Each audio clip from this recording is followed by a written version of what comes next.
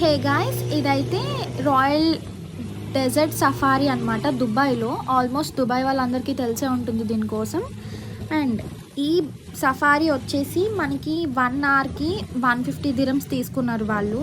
And 2 అవర్స్కి double అయితే amount అవ్వట్లేదు, ఇంకా ఎక్కువ చెప్తున్నారు అనమాట, 350 దిరమ్స్ అలాగా.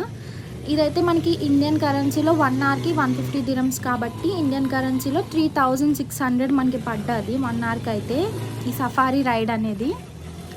అండ్ ఇక్కడి నుంచి మనకి స్టే అంటే మనకి ఫుడ్ దొరకాలన్నా, మనం స్టే చేయాలన్న నైట్కి 1 అవర్ డిస్టెన్స్లో ఇది ఉంటుందన్నమాట. ఇది సాల్సా డ్యాన్స్ వేస్తున్నారు కదా, ఇక్కడైతే మనకి డిన్నర్ దొరుకుతుంది. అండ్ ఇక్కడ మనం స్టే కూడా చేయొచ్చు నైట్ అంతా.